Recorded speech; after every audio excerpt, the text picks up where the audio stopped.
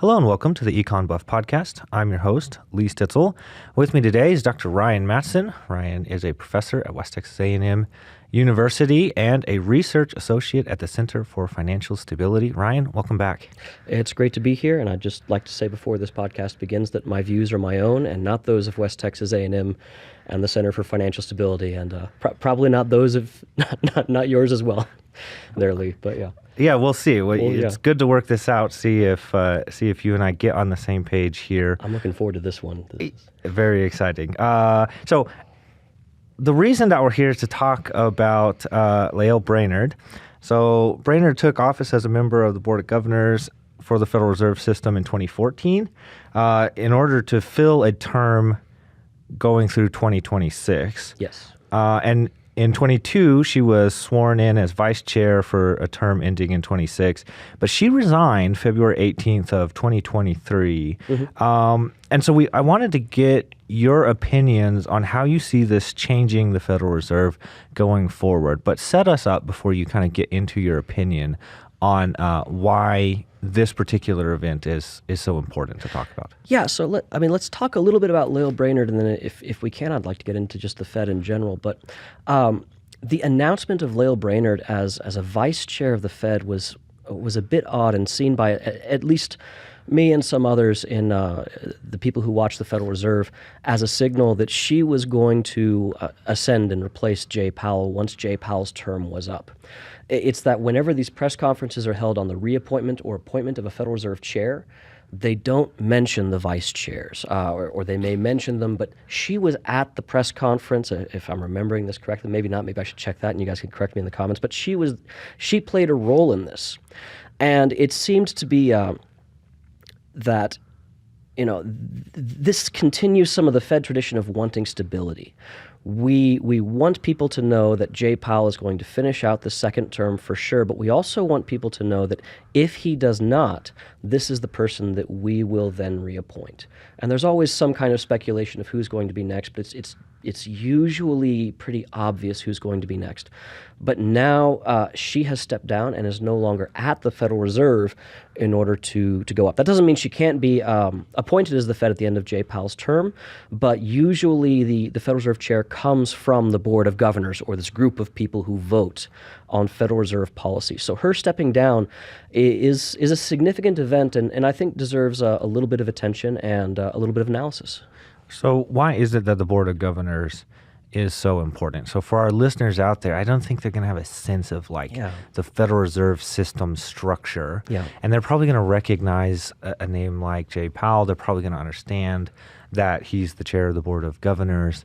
But maybe we're not going to have a sense of. So why is that spot on the Board of Governors so important? So the Federal Reserve is this very complex bureaucracy. So let's start off with what the very fundamental nature of the Fed. This, by the way, is our third national bank. The first bank of the United States was of course designed by Alexander Hamilton. I believe there's a line in a musical about it somewhere. I can't quite remember, but yeah. We didn't like that particular iteration, or politicians and bankers didn't like it because they felt it was too centralized, and so they got rid of the first national bank. The second national bank, it seemed to be a little too decentralized, and Andrew Jackson vetoed its renewal. So we've killed our central banks before, right? I mean, this isn't the Bank of England that has a 500-year history and stability. But the Federal Reserve really started in 1913, and as I like to joke with my students, what we did is we took we were concerned about it being too political and then concerned about it being too financial in terms of being on the side of the bankers. So we took the worst of both worlds, as Americans are like to do. With Congress, we have, the worst of writing laws, and presidents, the worst of executive power, and we're hoping it balances out. So the Fed is not, it is a central bank, but it's not a public institution. It's not beholden to a lot of the regulations and laws that other institutions connected directly with the federal government have, like this Treasury and things like that. The president does appoint the Fed governors, and then Congress approves them, and the chair as well.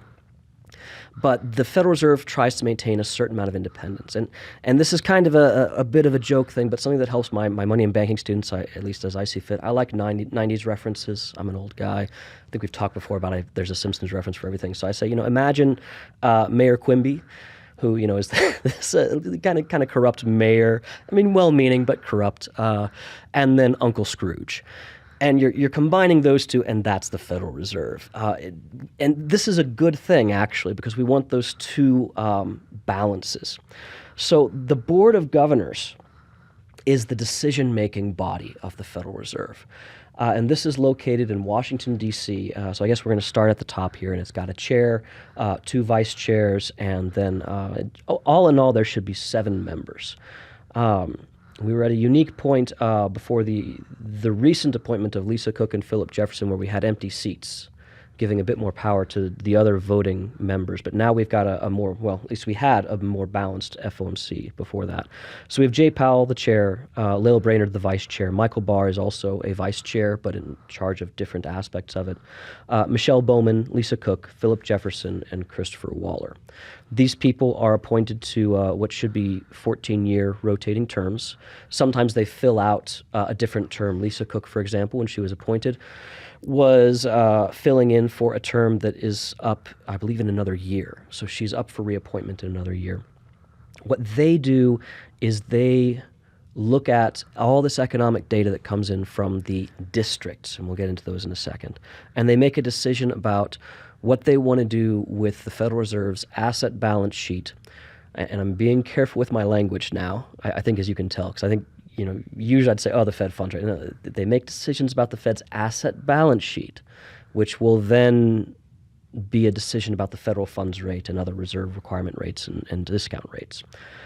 So when we talk about raising rates, these are the people who have the most power in that decision. So Lael Brainerd is seen as a potential vote that is now off of the committee. So her voice on previous decisions will no longer be heard. She's working at the White House now. So now we have 6 members, including the chair, Jay Powell. But we also do have some other people, which we'll get into a bit. So someone needs to be appointed. There needs to be someone coming in, and that vice chair role needs to be filled, and there's going to be some uncertainty on that.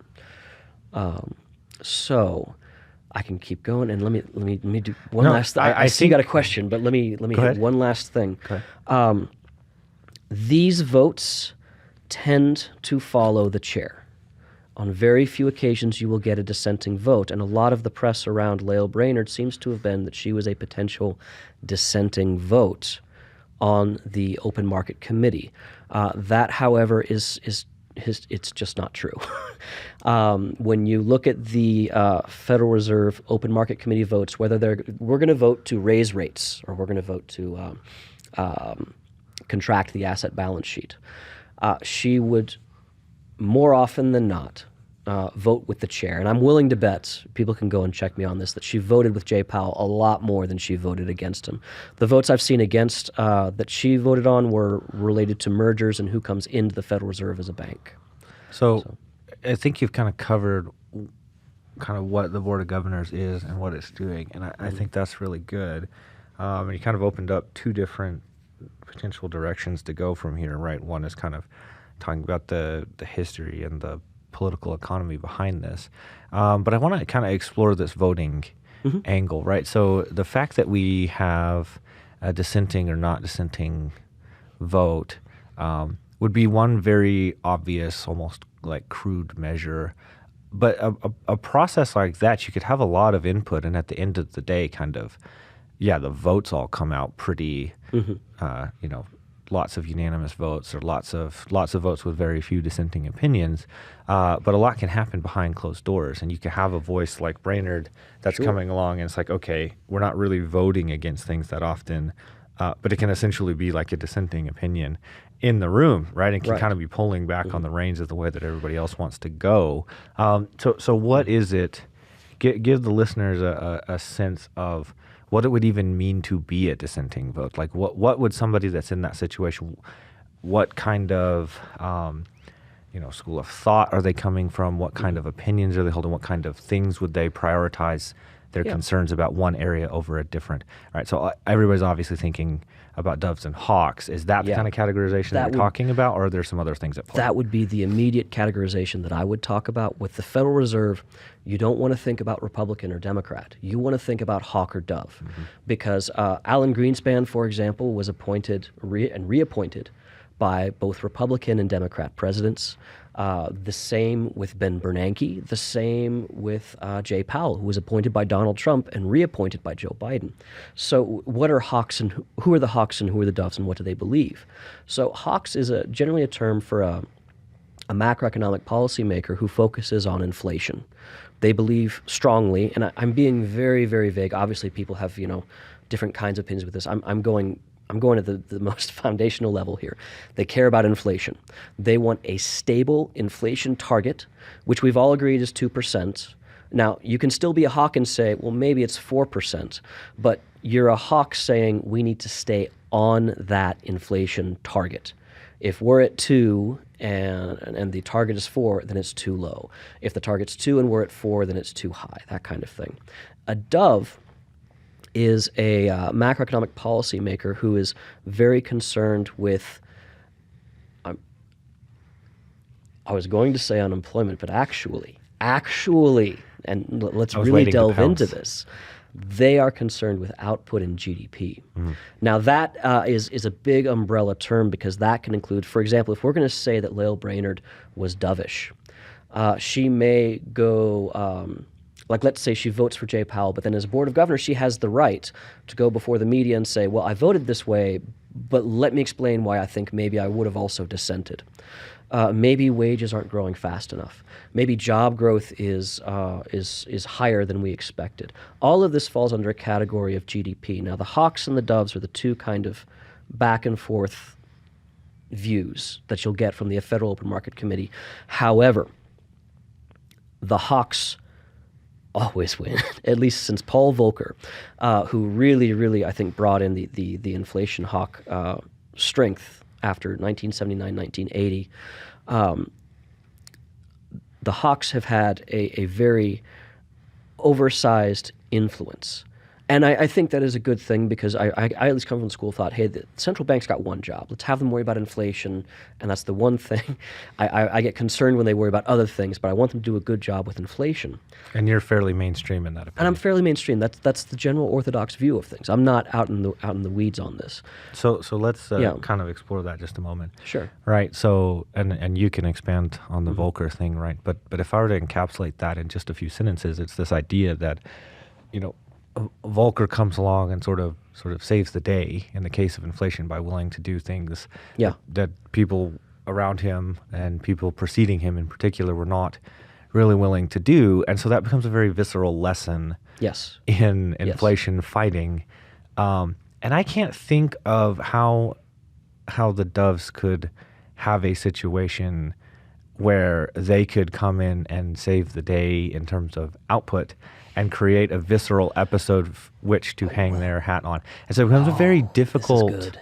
Yeah. It becomes a very difficult debate to win. Yes. Right, because you can kind of always be bludgeoned by the hawks with the Volcker era inflation episodes. So I think maybe there was a missed opportunity for the doves with COVID.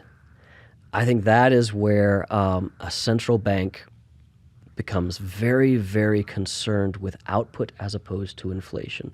Now, again, I can make this hawkish and say, look, we had severe disinflation, almost deflation, maybe even deflation during COVID-19. You could have made the argument, look, we don't want to worry about stable prices right now. We want to worry about the fact that we're on a huge, massive economic lockdown. And so we need to worry about, now here's why I'm not saying unemployment, right? Because we couldn't put people back in jobs because we didn't want to spread the virus. This is where I say the doves are concerned with output. We wanted easy payments. We wanted easy money. We wanted people to be able to pay for groceries, people to be able to continue aggregate demand spending. Because if that economy contracts and we go into that deflationary spiral, then you can make the argument that, okay, who cares about 2% inflation right now? We're worried about getting people food and avoiding bread lines like the Great Depression. What Volcker did, for those of you who don't know, in 1979, 1980, we were facing what's called stagflation. So that was the idea of we had very stagnant GDP growth, or you could say very high unemployment, and we had large inflation. And the previous Federal Reserve chair was unwilling or unable to contract the money supply and raise those interest rates. And the FOMC votes, and this is where the FOMC becomes, again, important. That was one of the largest dissensions among the FOMC because they voted against the chair. And that is where markets were looking at that and thinking, well, why are they voting against this guy for the policy, but he's pushing through this other policy? So that Fed chair didn't last. Paul Volcker is brought in. Paul Volcker does what is at the time an extremely unpopular thing. And really at any time an unpopular thing. If your credit card rate goes from 14% to 30%, you're not going to be happy.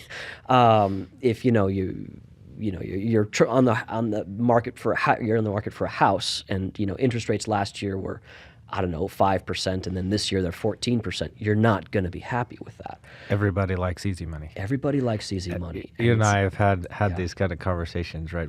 I've never met a banker that didn't think easy money wasn't the answer at all times. Right? Sure, yeah. It's really hard to make that decision, and that's why we have the FOMC. That's why we have this kind of balance of Quimby and Scrooge McDuck, because what we want the central bank to do is to have a certain amount of independence, so they're not just writing checks for the government and inflating all of our currency. Can we go back real quick? Yeah, sure. Your Quimby Scrooge McDuck idea is on one side, they're not listening to political pressures and they're doing what they want. And on the other side, they're inflation hawks. Yes. Okay. Yeah. We want them. The issue with having, say, a chair who's a hawk, and having an outsized power with the chair. The chair obviously has a lot of power, but he doesn't have all the power. Having that inflation hawk in works until, say, you get a dove. And then what happens if you get a dove and they're able to override the FOMC, or they push an inflationary policy when they should be pushing a contractionary policy, when it may not be popular, but it may be the medicine the economy needs. So the FOMC provides that input and balance to that. So, but let's go back because of that exact thing that you're saying. So COVID comes along. Here's an opportunity to prioritize dovish concerns. Mm-hmm. I'm proposing that even if they did aggressive things that would put easy money into the economy, they then would not get the kind of credit that Volcker got at the time that he fought inflation, even in an episode as big as COVID in terms of its economic ramifications. Well, and this is why COVID's a great example, because they did push dovish, right? Right. And now, but 2 years later, what's inflation? We're far off target here. So Jay Powell comes out of COVID. Jay Powell and Lael Brainerd, they come out of COVID, and the economy still seems fragile. So they maintain not huge asset balance growth. They maintain low interest rates, but the big thing is they didn't let stuff roll off. Yeah, they didn't let stuff roll off. So if you're driving down I-27 and you're doing 90, and you realize, I really need to slow down. Okay, they took the foot off the gas, but they didn't put the foot on the brake. So we're not quite sure what we're hurtling towards here. They did not begin actually contracting the asset balance sheet until this year.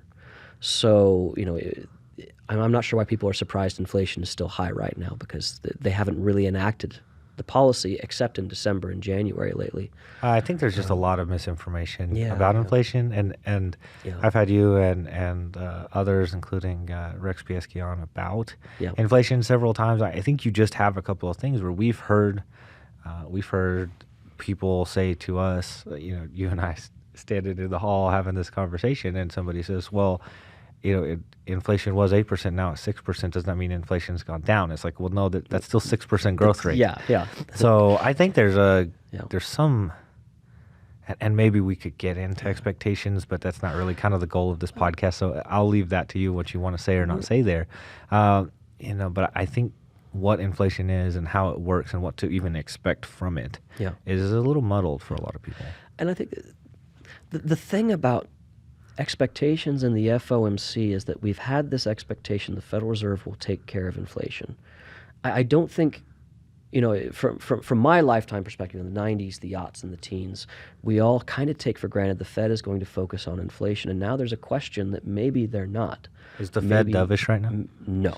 Since 2020, is the Fed dovish? The Fed is, okay. Since 2020. I'm saying this really recent term. Okay, probably more dovish than it has been, but I would say they're not being very good hawks. Maybe that's a better term for it. So what's driving that? They're just trying to balance things. They're trying to balance things. They're trying to balance. We're trying too hard for a soft landing. What's happening here? We're trying too hard for a soft landing, and this GDP growth is not what we are expecting right now. And then a lot of things coming out is going to be, and this is where I think that, say, some of the misinformation on Brainerd is coming in. She behaves very well like a hawk. I don't see her as that much of a dove. I see her as a dove in talk, but not much in action.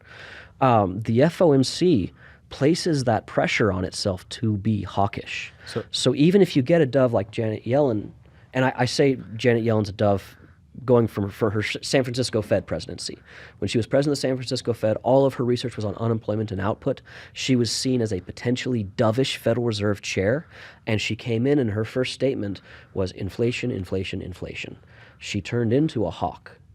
So the FOMC has this ability to turn these people kind of hawkish. There is some speculation we're going more dovish because we have two new members, Lisa Cook and Philip Jefferson. Jefferson, first of all, is from what I've seen of his CV, a career economist with the Federal Reserve Board, also a professor, very, very hawkish, I think, still. Lisa Cook would be the argument where this is kind of a different voice coming in, different background from other people, but her, I believe her dissertation work was with Eichengreen and Romer, who are very orthodox macroeconomists, very... And what's her education? Her education, Berkeley, right? Yeah, but what... Is she even a PhD economist? She's a PhD economist, yes. Okay. Her research tends actually more towards a mix of both micro and macro. Okay. And that's the thing also that makes her a bit different in how we view the role of the FOMC. Ben Bernanke was a professor. He was an academic, much like Lisa Cook, but he was considered or is considered a much more orthodox academic, right? I mean, he wrote all these papers in the 80s about inflation targeting and transparency. So Lisa Cook would be potentially the argument we could say, oh, the Federal Reserve Board is going to vote more dovish, but she hasn't yet.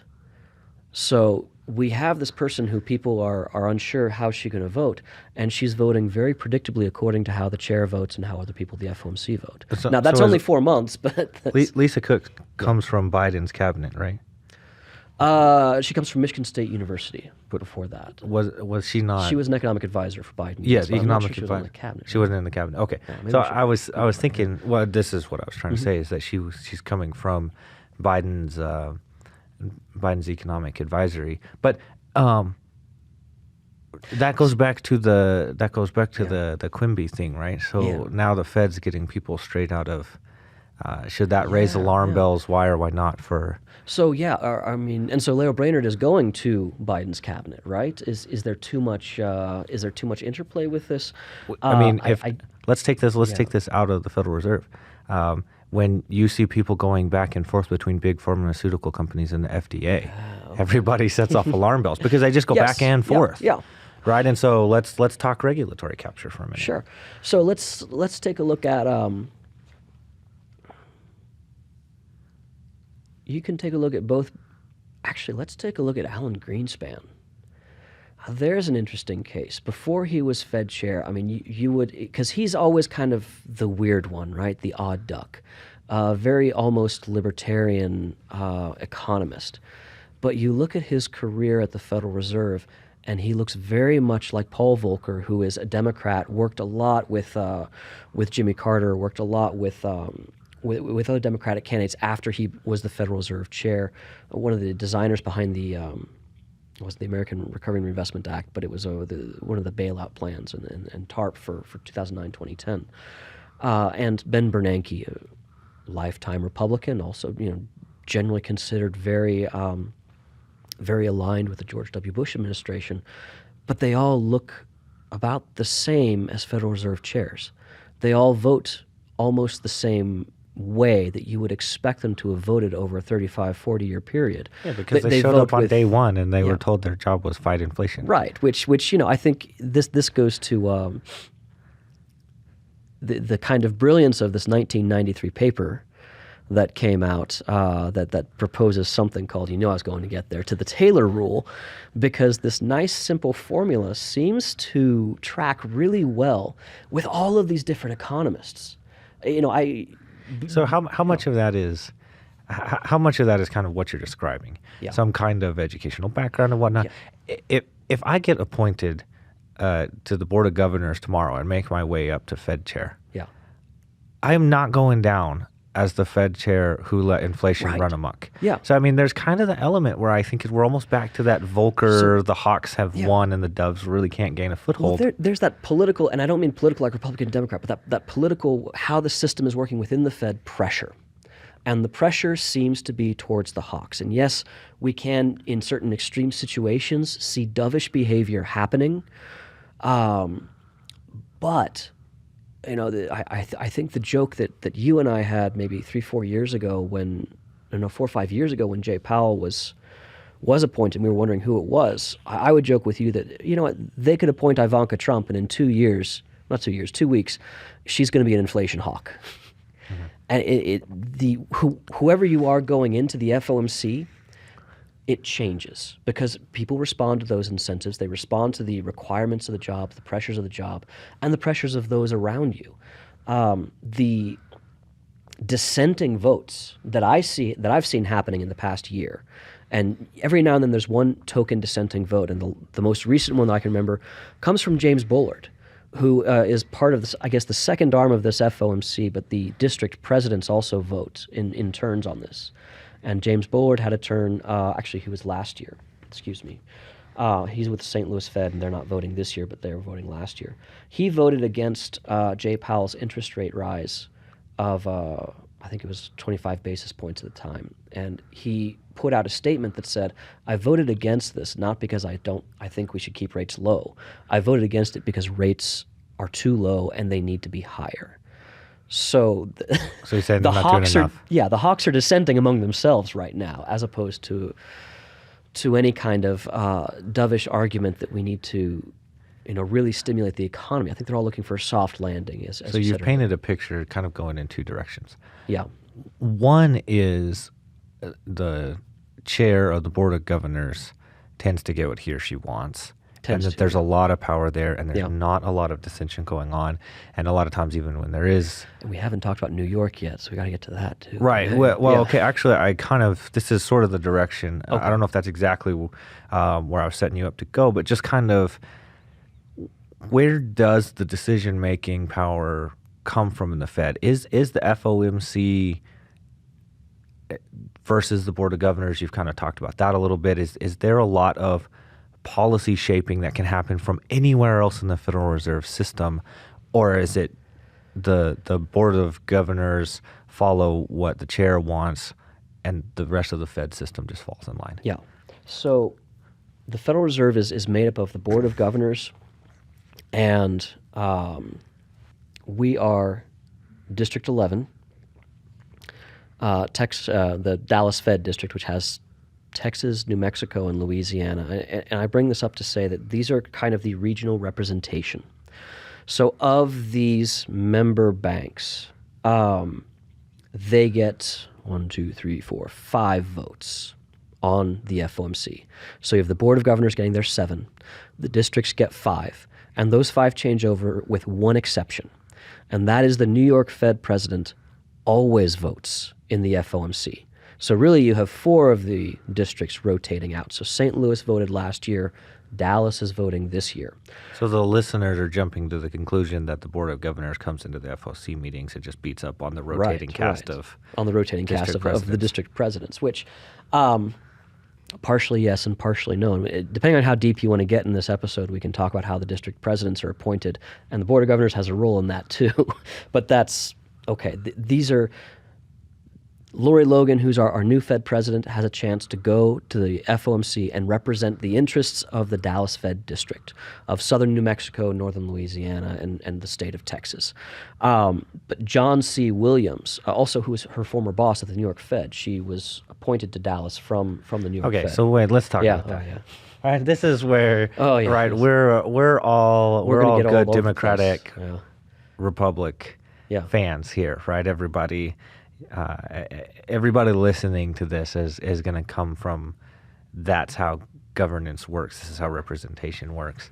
And then you're going to go through and say, now we've got a person representing Texas, parts of New Mexico, and what did you say, parts of Louisiana? And Louisiana, yeah. And she's coming from New York. Yes. So walk me through that. How is this all person representing our West Texas Right. I mean, economic concerns about oil and gas, agriculture, and again, as the child of the 90s, I have to admit, my first response to hearing this news was New York City. The old salsa commercials, right? Okay. But does anybody know what you're talking about? No, probably listeners, not. put in the comments if you know what he's talking about. But let me now say, looking into Lori Logan's career, I'm actually pretty pleased with this appointment, and I think this is going in a good direction. So if I remember right, your knee-jerk reaction was not like this. My knee-jerk reaction was not, and that is, I guess, my regional bias on things. So let's talk about what a Dallas Fed president looks like. Lori Logan was born in Versailles, Kentucky. She has a bachelor's Better than from New York, I suppose. Yeah, bachelor's from Davidson College, a master's in public accounting, MPA. No, master's in policy administration from Columbia University. Correct me in the comments, guys. She worked as a representative for the Fed at the Bank of International Settlements. So she's represented the U.S. before within kind of the international banking system. And she was the system open market account manager for the FOMC at the New York Fed. Now, what that means is when Jay Powell says, release the Fed funds, when he says, okay, let's flood, COVID's hit, let's flood the market with money, as much money as we possibly can, $4 trillion. John C. Williams, as that permanent voting member of the New York Fed, supports it, and he's also the one who executes it. So the New York Fed, being the largest district, so for good reason, being the largest district, then is the one responsible for what goes on with the asset balance sheet and the Fed funds rate. And Lori Logan was the person under John Williams who then made this happen, made all of that work. Now, of course, there's a lot of people involved in this, but she's now our Fed president, so I'm trying to figure out where she's coming from. This was August 22nd, 2022, when she came in. She has begun a large tour across the state of Texas and several universities, a speaking tour, and talking with people and talking with community banks. And from what I've been hearing, has been very open to discussing concerns of community banking, what's going on in the regions here. So as a Dallas Fed president, she is learning quite a bit about our region, and I think doing a good job of transitioning in. So let's talk about that a So little bit. hopefully when she goes to vote, she will, in that way, represent District 11. But look, her background is she was at the New York Fed for a long time under John C. Williams, and Powell and Williams tend to vote the same way. So I have no illusions that Lori Logan is going to be a dissenting vote, which can be a good thing, can be a bad thing. Yeah, not necessarily advocating that she has to be a dissenting vote all the time or something like that, right? Like one of the things about Fed policy is the stuff that we've been talking about so far, Board of Governors, FOMC, activity, et cetera, right? This is national level stuff, right? But one of the things is if you're from somewhere, you're one of those people, you're from a particular place, you're of that people in that place. Does that make sense? Yeah. And so if you're we're getting a New York bureaucrat come and run the Dallas Fed, that begins to, I think, make you question what is this institution that is the Dallas district in particular.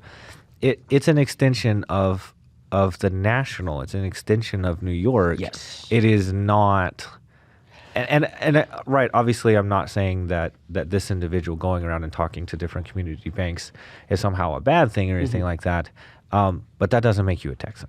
No. So, and this is where I think, and I think, so we talk about my knee-jerk reaction. I am a regionalist. What can I say? I've been in Texas too long. But keep in mind that we're not just Texas and District 11. We're also New Mexico and Louisiana. Kansas City Fed is not just Missouri. It's Oklahoma City. Dallas Fed is Houston. It's El Paso. It's San Antonio. The appointment procedure, I think, in terms of serving the regional interests, helps put a bit of distance between being too federal and being too local. I don't want to belabor this point, right? Yeah. But that's exactly the part that I'm questioning. Right. Is representing regional interests. How'd she get the job, right? Yeah. She got the job based on a lot of experience at the New York branch. The New York branch, right. And Robert Kaplan, the previous Dallas Fed president, while I would say, rock, chalk, Jayhawk, go KU, because he got a BA from KU, but also I remember he got his master's from Harvard. He was working at Goldman Sachs for a long time. He had a more kind of national and federal level career. The people that chose Lori Logan are the stakeholders within the district. And this is where maybe we need to take a bit of a dive into the bureaucracy. And I'm sorry, I have my notes here because keeping all this stuff in gets a little bit hard. Even as long as I've been teaching this, there we go. The Dallas Fed has a board of directors made up of 9 members. 3 of these members are professional bankers. And these are people who are from Texas, New Mexico, Louisiana. The vast majority of them, you can go onto the Dallas Fed page and see who they are, and they rotate every now and then. But these are generally people who are part of banks in Texas, financial firms in Texas, and they all have they do have a very diverse background. There are 3 industry leaders, and that can be from either labor, agriculture, consumer interests. Now, hey, we're in District 11, so energy is going to be a big deal, right? Energy and finance are a big deal. These people are supposed to represent kind of the instead of the financial system, but the real economy side of things, right? Main Street, right? Main Street versus Wall Street. These are, they're supposed to give their input on how things are in District 11, not within the financial system. But then we also have 3 appointees of the Board of Governors. So the Board of Governors also gets 3 people on this committee. So you got nine members on a committee. I'm going to hold up my hands for my sake. Sorry, Lee, but this is just so I can keep track of the numbers. We don't have any video here. Yeah. So 3 ladies or gentlemen are going to be appointed by the Board of Governors. So we can think of that, and okay, they're going to watch out for the interests of the Board of Governors, right? We can accept that, right? Okay, it's who they are, it's what their job is. We have 3 people from industry who are from here, okay, or from here, quote unquote, from District 11. I was going to say, are they from here? But, Yeah. Well, but ostensibly they should. You can look them up, and they're from here. And then you've got. I bet if you look them up, all their addresses are in either Dallas or Houston. So there's that.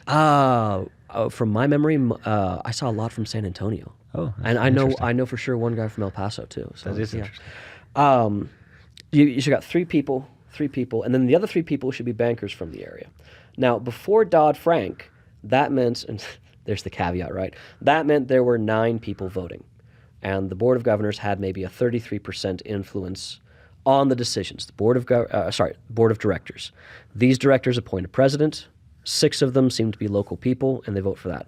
After Dodd-Frank, Congress, in its infinite wisdom, decided that, and I go back and forth on how good a decision this was, but after Dodd-Frank, Congress decided that the people that the Federal Reserve were regulating should not be the same people on their board of directors. So they decided that those professional bankers should not get a vote, or at least not an official vote. So you have a committee of 9 who choose the Dallas Fed president, but only 6 of them are voting. And 3 of those 6 are appointed by the FOMC. So the FOMC went from having a 33% choice to a 50% choice. Okay, but you're saying Kaplan before Logan, is not properly a Texan or Louisianan or New Mexican we'll have either. to look that up. But he was very he was right, very national. Yeah. A lot of these Fed presidents tend to be. There's kind of this idea here that's like, okay, if all this sounds really nice in theory, there's lots of Main Street representation. There's lots of Dallas, not Dallas, regional District, district, Go to the Hunger regional Games level district representation. See that's not a '90s reference. There you go. There we go. You're coming into the yeah, future, yeah. into the present. And okay, all this sounds really nice in theory, and then you get a bunch of district presidents that are all from the national part of the system. Then it's like it doesn't matter how nice it sounds in theory if all the results keep coming out this way. I guess you'd always argue, hey, Austin Goolsbee at Chicago Fed, right? He's been from Chicago, but I mean, is he University of Chicago? He was at the University of Chicago before, but before that, he was Barack Obama's CEA advisor, right? Council of Economic Advisors. Definitely a national name. Yeah, this is a top-heavy organization. Okay, this is exactly what I was driving at. So, for example, if the Dallas Fed people, let's say Dallas Fed is District 11 is seeing low inflation and low output growth, where Lori Logan would look at that and say, you know what, we probably should vote for, we have low inflation, we have low output, we should probably vote to lower these interest rates. And let's say on a national level, we have high inflation and higher output growth. Well, she'd be, in that case, a dissenting voice. However, let's face facts. The FOMC on a national level wants to deal with the macroeconomic aggregates. The inflation rate of the U.S., not the inflation rate of Texas. So they will vote particularly in that way. Now, Lori Logan may, through her report, mention this, that within District 11 we have these issues and we need to bring that into account. But the Fed's got one job, and that one job is inflation. And does she want to be a dissenting vote on that when she knows she's going to lose, and potentially, and there maybe there is some political issue. Why'd you be the dissenting vote there? I think with Jim Bullard's vote, for example, I think was very political on the part of the Fed, because then they could say, hey, we are concerned about inflation. Look how concerned we are. We've got one guy saying we need to raise interest rates even more. But I don't see very many Dove votes. So you've painted it, right, a clear picture, and I would like to interject at this point, right? The things that the Fed are doing are extremely blunt instruments. Yes. I mean, they're economy-wide. I mean, they're international in a very real sense. Yes. You can't finely target. This is not a scalpel, right? You can't finely target, well, let this monetary policy that we're instituting, let that affect Oklahoma City and not Dallas. I mean, it's just, it's not even possible. Well, the districts can provide, what's the word you and I argue? Granular. A granular view on things. Yeah. They can kind of give that micro outlook.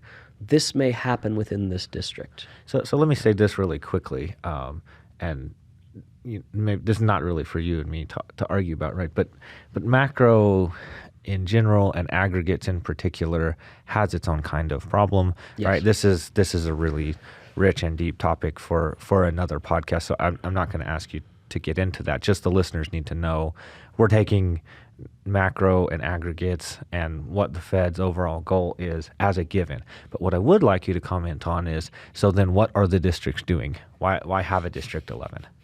So, other than to collect information. Apparently. Sure. Yeah, I have a. There we go. Actually, the main function of these district banks is clearing checks, issuing, withdrawing currency, administering any discount loans to banks that are in distress. They evaluate any expansions and mergers. So we recently had Happy State Bank was bought by some other bank, but they were from. I seem to remember they were in the Atlanta Fed district. So the Atlanta Fed and Dallas Fed would have had to get involved on that and evaluate, is this bank going to be too big? Can this go forward? And they said, yeah, it's fine. You get the information from industry and you examine the banks. And I think for you and I think I should point this out. They hire a whole lot of research economists. So they keep food on our table quite a bit. That is kind of the function that we have for these district banks. And I think... you know, as an aside, the concept of the blockchain. I know a lot of people talk about blockchain. I just want to bring this up in terms of helping to contextualize what the Fed does. So if cryptocurrency has a blockchain where there's a ledger that keeps track of all these transactions, and it's a decentralized ledger, at least that's what's said. We can argue whether it's decentralized or not, but fine. The Fed is a centralized ledger. The 11th district keeps track of that financial activity going on there.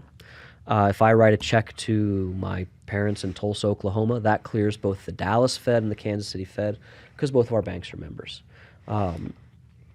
In terms of the membership of banks, they can decide that as well. There's a really interesting story about Four Corners Credit Union, which again, maybe a whole other podcast there, but this is something interesting to bring up. Located in Colorado, where recreational and medicinal marijuana is very legal, according to state law. All right, so they want to become part of the Fed system. They fly to Kansas City, which is in Missouri. And according to state law in Missouri, recreational and medicinal marijuana, not so much legal. So the Fed can't bring them in. That's an interesting political discussion for later. Was that the barrier there? Because it's not legal federally either. It's not, but the I believe when they argued it about Missouri state law, because the workers of the KC Fed would end up handling money for what would have been an illegal operation in the state of Missouri, and that's money laundering. Money laundering or traffic? Yeah. Anyway, either way, the government's never done any money laundering, so of course not. Yeah. Can't be having KC Fed employees do it for them. So that's what a district Fed does. It is more mechanical. And yes, if we want to talk about the hierarchy and the bureaucracy, they enact what is decided at the FOMC. Okay, so we're evaluating Logan down the road. Mm-hmm. And we say, okay, is she doing what this region needs her to do? Her FOMC voting pattern is irrelevant to that. Yeah.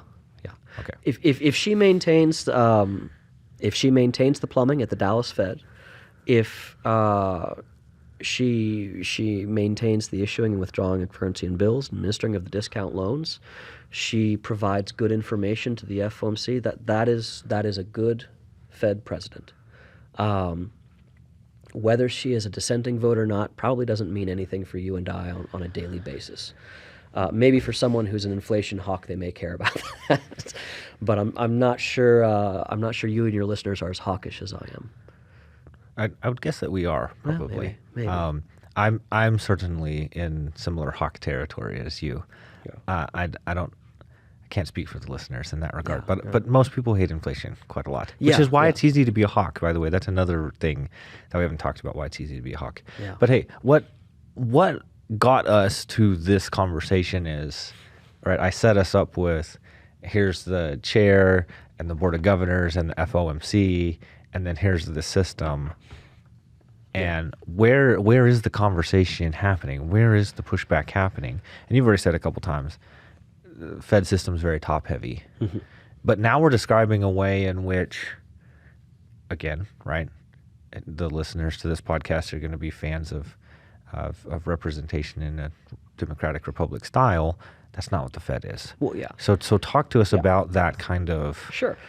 So where's that conversation happening? Where is that pushback? It is basically just in the board of governors. That the main point of pushback is going to be within the board of governors, and I would say, where that encounter point is between the district presidents and the governors, because I feel the governors generally tend to vote as a monolith. They tend to agree this is where we're going, and that's, I think, their job. That's the incentive structure that's set up. Any dissenting voice would come from the districts, but let's face it, those 5 votes that could be a dissenting vote are actually 4, because I don't think New York Fed is going to dissent unless there is more unless there are some serious problems at the Federal Reserve. New York is unique, right? New York might be the one region for whom the national picture virtually is the regional picture. Right, yeah. And they would, I think, be the ones, if there is an actual pushback, I think you would see it at the New York Fed vote. I think that, Jim Bullard voting no because of this, or Austin Goolsbee voting no because of something else, or Lori Logan voting no because of something else, that would be, hey, the Fed wants to point something out in kind of the details of what it's going to do. The signal that they want to send is we care about inflation and we're going to do that, and they want people to expect 2%. Price stability is what the Fed wants. 2% in and of itself is meaningless. It could be 4, it could be 3. We don't care. The main thing is if they expect 2%. And if they don't expect, who do I mean by they? Excuse me. If firms, banks, consumers all expect 2%, they will behave expecting 2%, and the economy will produce price signals that are credible and informative. If I expect 2% and my boss, or I expect 2% and my boss agrees with me and he gives me a 2% raise, and inflation is 8%, now suddenly my boss and I have got to have an awkward conversation, or I've got to have an awkward conversation with my family about my career choices. And that leads to... Or at least your day-to-day budgetary decisions. Right, yeah. That leads to volatile changes in the patterns of behavior that the Fed does not want to see, and honestly that we don't want to see either. So in that sense, the other districts, what's coming down from macro level monetary policy, it's a given to the districts, right? That's an input. Yeah. It's not a variable to be tinkered with. So maybe something the Fed is doing upsets the board of directors at the New York Fed. Let's say not John Williams, not the chair, but the board of directors, right? The 9 people who are supposed to be administering the New York Fed. And let's say also the San Francisco Fed and the Chicago Fed are similarly upset about something. There is a mechanism through which through the board of directors can talk with their president, and that president can bring that up to the FOMC. Now, that being said, this does look top-heavy, right? It would take a lot to move up from the district level and change policy at the top. It doesn't take a whole lot to change policy at the top and go down, right? Because the chair is going to say something, New York Fed is going to say, yes, let's do it. Vice chairs are going to say, yes, let's do it. So what else are the districts going to say? Well, nationally, that's a good policy, but I don't know. Maybe people in Texas, Louisiana, New Mexico can deal with higher rates. Maybe we want some higher rates. Maybe we don't. I'm sure that the Fed takes these into account, but it's a macro focus. All right, so let's go back to Scrooge and Quimby. Scrooge here. And Quimby, yeah. Should the whole banking system, let alone the central banking system, should that become more decentralized and less interconnected? Because then that sledgehammer does become more like a scalpel. Oh, that's a good question. This might not even be possible, but just as a thought experiment. Let's think about that. Because something, and my memory on this is not great. So again, I feel free to. Do people still say "flame" someone in the comments? Is that? I'll troll. Anyway, I'm old. Did anybody ever say "flame" you in the comments? Yeah, didn't they? All right. Well, anyway, let's suppose in the 1980s, if memory serves me correctly, as these interest rates were really, really going up, a lot of banks found it no longer advantageous to be part of the Federal Reserve system, and they began to drop out. Now, the way that the Federal Reserve can control the money supply is through the transmission mechanism. They push money to the primary dealers who, just think of the biggest banks in the world that have branches in the U.S. The Fed says, here's $4 trillion. I'm overly simplifying, but here's $4 trillion. Lend to other banks. And so then, they give this money to Citibank. And Citibank then lends to Happy State or Amarillo National Bank. Now, the problem in 2008 and the ensuing Great Recession and the stagnation afterwards is that these primary dealers got the money and then held on to it because they're not and let me preface this, there's nothing wrong with that in their decision. There's nothing illegal about it or unethical about it. They are banks who are looking out for their bottom line and profits. So if they get that extra capital, extra reserve, and things are going wrong and they want to hold on to it, they're perfectly within their rights to hold on to it. So then that doesn't trickle down as the transmission mechanism should be doing. Now with COVID, what ended up happening is the Fed took a more active role, because in 2008, 2009, they saw the primary dealers were not pushing as much liquidity. Then the Fed got more and more involved. And that looks more and more like a centralized banking system than I think many banks are comfortable with right now. We have had a long-run trend since the 1980s of fewer and fewer commercial banks. Our banking system is becoming, for whatever reason, becoming more, not quite monopolistic, but less competitive. Bigger banks are holding more of those assets. We have these questions of too big to fail. You know, when we're talking about 14,000 banks, commercial banks existing in the early 1980s versus 400 banks existing now, that's a lot of lost banks that we don't see competitors coming back in. The transmission mechanism may function less well if the Fed has fewer options of which banks decide when to loan and when not to loan.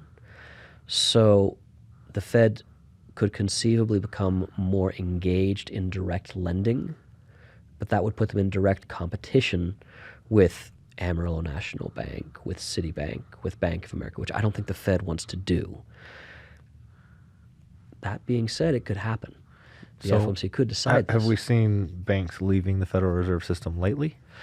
No. I mean, what we've seen is just banks failing in mergers and acquisitions. Right. The Fed wants to sort of be able to come along, and they want to put money into the system that they want the banks, and if the banks sit on it, they then want to have some mechanism to kind of squeeze those banks. If you're not in the Federal Reserve System, can you be squeezed? You can't be squeezed if you're not in the Federal Reserve System, but then you don't have access to the emergency funds. Now, this goes to that really interesting point that I don't see discussed much lately, but maybe it's going to come back in vogue: negative interest rates. So when a Federal Reserve banker says something about negative interest rates, they don't mean that you're going to go and deposit your money in a savings account to get negative 0.5. That's not what they mean. You'll probably still see positive or above zero interest rates. The negative interest rate would come at the federal funds interest rate or reserve interest rate level. So if the Fed gives Citibank $500 billion and says lend, and Citibank says no, then the Fed can say, well, if you don't want to lend, we're going to charge you interest on these reserve account balances that you hold.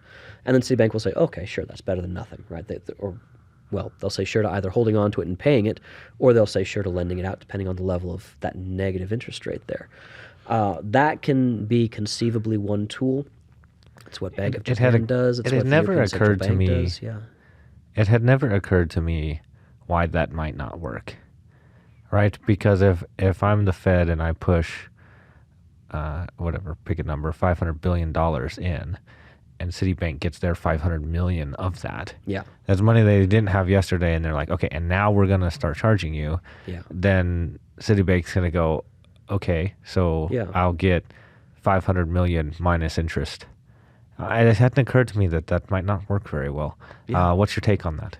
Well, sure. I mean, and Citibank could certainly sit down and say, you know what, forget this. But we're not going to be part of the system. Or even if they stay in the system, like it's money that showed up out of the Federal Reserve System a minute ago. Yeah. And it was $500 million. Now it's just $495 million. Yeah.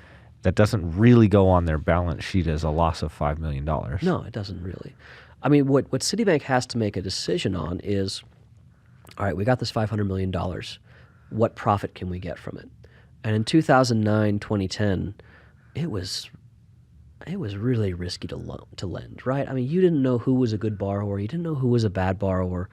I can completely understand Citibank saying, you know what, negative interest doesn't sound so bad. I'm just going to hold on to this, pay the penalty, and if there's a run on deposits, I have all these reserves that I can pay, and I'm fine. You can say the same thing about the beginning of COVID, where there really was this concern about getting the money out there. It could have been, hey. So even with a negative interest rate, Yeah. right? So one of the problems, or you accurately, I think, described one side of the problem in 2008, which is, okay, I don't know who to lend to, right? But there's this other side of the problem is, and I don't know what the valuation of some of the assets that I currently am trying to count as capital against my liabilities. Yeah. I don't know what that is.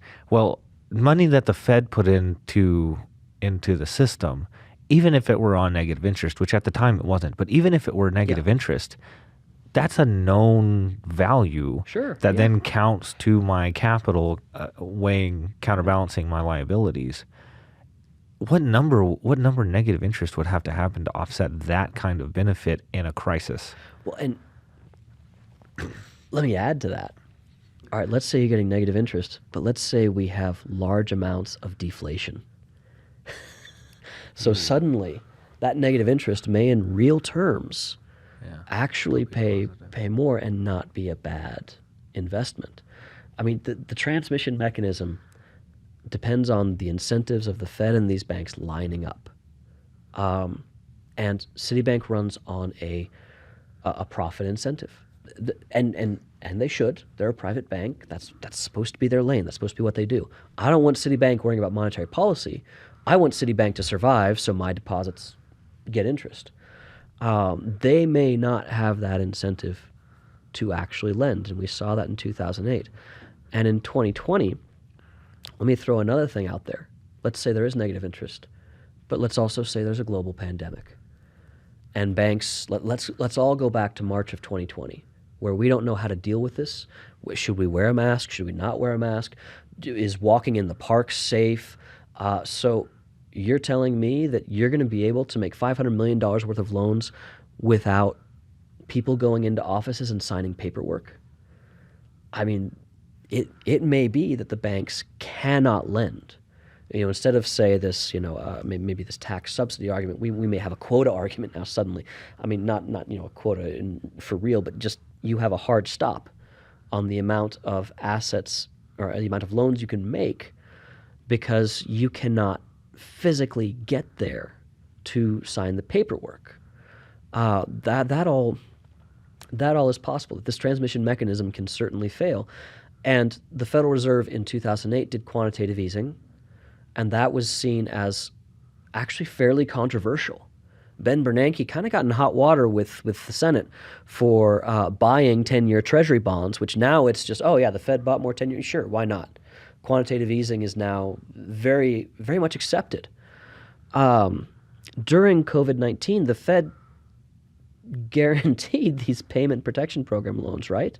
And they came very dangerously close to just direct lending. I think you and I joked once about the FedIt card, right? You get that, and the Fed gives it, but that puts them in direct competition with the banks. Where's the line for us? Yeah, I think I've said this on the podcast before, but when was this? A couple years ago now, at this point, where I emailed you and Rex Piesky and said, okay, the stuff that the Fed is doing, like they're nationalizing the banking system. And your response to me was, you just now figured this out? Like, this is what it took? So this is what you're describing, right, is this system by which we go down that route. To somebody with sort of neoclassical economic sensitivities like myself, right? This is alarm bells. This is bad. This is the opposite of what makes for a stable economic system. Kind of give the listeners maybe if you want to counterbalance me, or if you want to sort of double down on that, give them a sense of, because they're going to be interested in that, right? Yeah. Somebody listening to this is going to be interested in, okay, what's this trend going to look like, and what do economists think of what that increasingly national, increasingly direct action that the Federal Reserve is going to take? And I love that question, because then I want to bring back Lori Logan and community banking. So, all right. You have a podcast with Dr. Ann Bartel on monopolies, and you guys go into the issue of a natural monopoly, right? You have some increasing returns to scale. This doesn't have to be an issue of some kind of capture by the state or direct nationalization. There could be something within the financial system where, hey, you've got increasing returns to scale, and it's easier for bigger firms to jump in and maintain than it is for smaller firms. I think we are in a very dangerous point for community and regional banks because it is easier for Citibank to survive than Happy State or Amarillo National Bank based on the fact that they can still bring in deposits. And an easy monetary policy that the Federal Reserve has enacted relative to Volcker, right, it's all been easy monetary policy, but you can run the trend line on the Fed funds rate, and it's been this decreasing rate through Greenspan, Bernanke, et cetera, et cetera. What's going on is these low interest rates, yes, it's making it really, it's making it easier for people to borrow, but it doesn't necessarily make it easier for smaller banks to lend because those interest rates that are now lower across the board, community banks may not be able to compete on that based on the cost of their deposits. So you can think of Walmart, right? One of the reasons Walmart expanded, and Walmart's even now having to compete with Amazon, but the cost to providing their products and services, or the average total cost, is so much lower for Walmart than it is for some local mom and pop store, so they can compete on quantity and just drive the local store out. The Federal Reserve is through what I think one thing that people don't kind of realize, the Federal Reserve through this loose monetary policy is encouraging increasing returns to scale. It is encouraging the survival of big banks to the potential damage and harm to smaller banks. And one thing that I do want to mention, and again put points to Lori Logan and try and counter my own knee-jerk reaction, I like this tour around Texas and the talk with community banks, because while we can't seem to do something about that nationally, we can do something regionally to help support community banks. We can do something regionally to help support those banks that are based in the places that we live, right? I mean, Bank of America's in North Carolina, right? And then Citi's off in, elsewhere. Yeah, and that's where, it's important that the Federal Reserve is owned, and the decision-making by banks around here affects what the district does. We do want that. And we want a Dallas Fed president who recognizes that and is responsive to that.